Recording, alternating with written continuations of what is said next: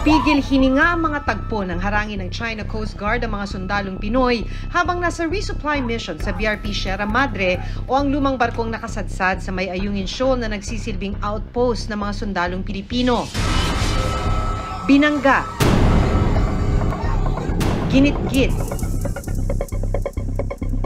at binutas pa ng China Coast Guard ang inflatable boat ng mga sundalong Pilipino. Yung palakol, palos ang patuloy ng bato. Naputulan pa ng daliri ang isa sa ating mga sundalo.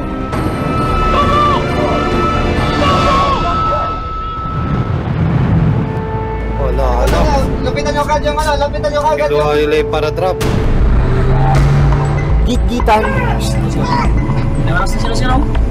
Ako, Habulan. babagay lata. At halos magbanggaan sa gitna rin ng Ayungin Shoal.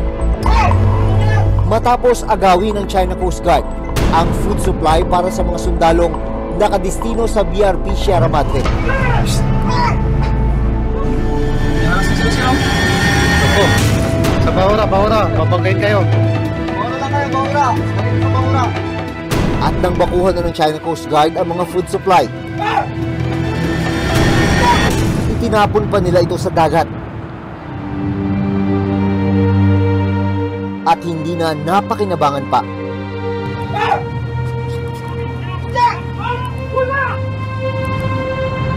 Nito lang May 19, nagpatuloy ang pangaharas ng China Coast Guard sa mga sundalong Pilipino.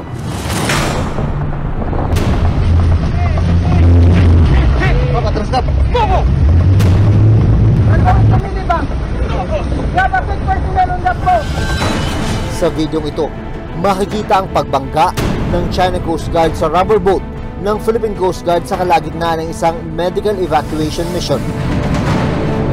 Kinakailangan kasing respondihan ng isang sundalong may sakit sa BRP Sierra Madre.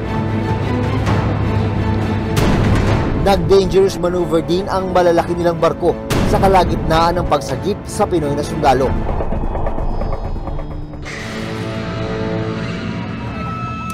Nito lang Lunes, June 17, habang nagsasagawa ng resupply mission ng Armed Forces of the Philippines o AFP sa Ayungin Shoal para sa mga sundalong nakadestino sa BRP Sierra Madre na 120 nautical miles ang layo mula sa Zambales, pasok sa 200 nautical mile exclusive economic zone o EEZ ng Pilipinas. Naging agresibo ang China Coast Guard. Hinarang at tinalian nila ang inflatable boats ng Pilipinas at naglabas ng itak at panakol. Maririnig din ang alingaw-ngaw ng kanilang sirena na nakagugulo sa komunikasyon ng ating mga sundalo. Habang sa isa pang inflatable boat na sakay ang ibang sundalong Pilipino, nagsaboy naman ng tear gas ang China Coast Guard. At sa isang video, makikita na pinagtataga at binutas pa ng China Coast Guard ang inflatable boat ng mga sundalong Pilipino. Sa satellite footage na ito, makikita naman kung paano ginit-git ng China Coast Guard ang sasakyang pandagat ng Pilipinas.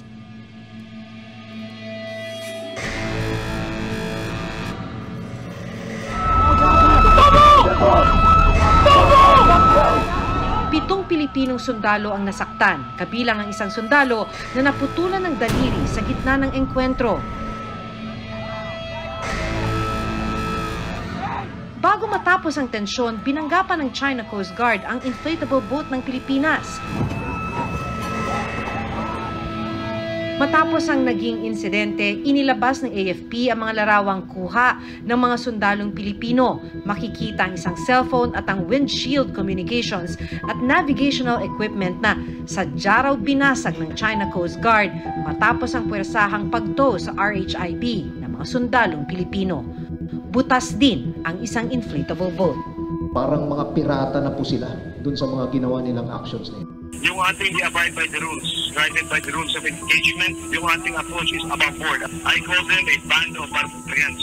And in the first place, they have no right to wear the uniform. Coast Guardsmen are supposed to be responsible for safety of life at sea, where actions endanger life at sea. Other countries should now be very careful in looking at what China is doing in the West Philippine Sea because it will also be done to them. In fact, it's already being done. Sa statement na inilabas naman ng China, Pilipinas daw ang nagbangga ng Chinese ships habang nagdadala ng building materials at armas sa Ayungin Shoal. Ipinunto rin ng China ang pambubuhos ng tubig at pambabato raw ng mga Pilipinong sundalo sa kanila dahilan para mas lumala raw ang tensyon at naglagay raw sa kanila sa peligro. Nito lang May 19, nag-airdrop ng food supplies ang Philippine Army para sa mga sundalong nakaposte sa BRP Sierra Madre sa Ayungin Shoal. Ang pag-airdrop lang ang tanging paraan para mapadalhan ng pagkain at iba pang mahahalagang supplies ang mga sundalong naka-assign dito.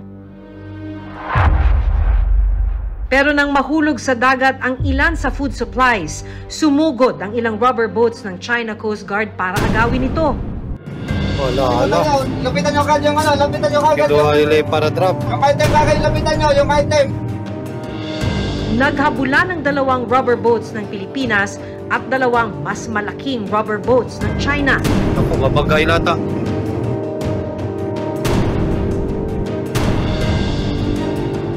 Nang makita na supplies at pagkain ng laman ng mga ipinapadalang package sa BRP Sierra Madre, itinapon ng China Coast Guard ang mga package sa dagat. Na-recover pa ng AFP ang ilan sa idine-deliver na items, pero karamihan sa mga ito lumubog na at hindi na mapakikinabangan pa. Makahulog sir ba? Huwag nyo ipagawa. They were trespassing into our exclusive economic zone. They interfered in a legal operational resupply mission.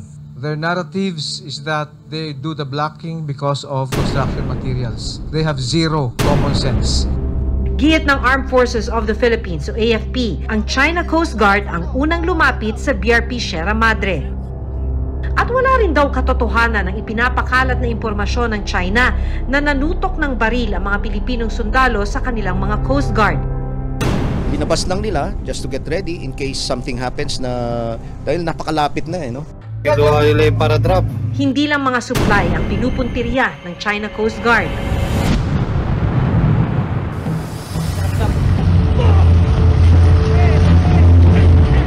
Patras na.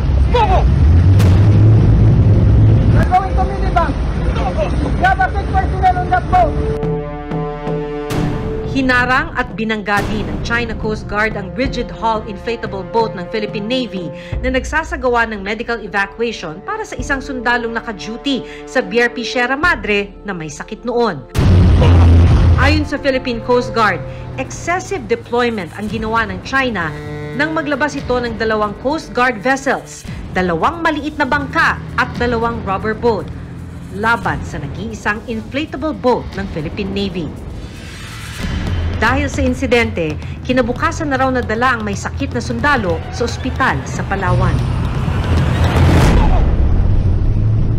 If there was an incident that ended up killing a Filipino serviceman, that would certainly increase the level of response. And if a Filipino citizen is killed by a willful act, that is what we define as an act of war.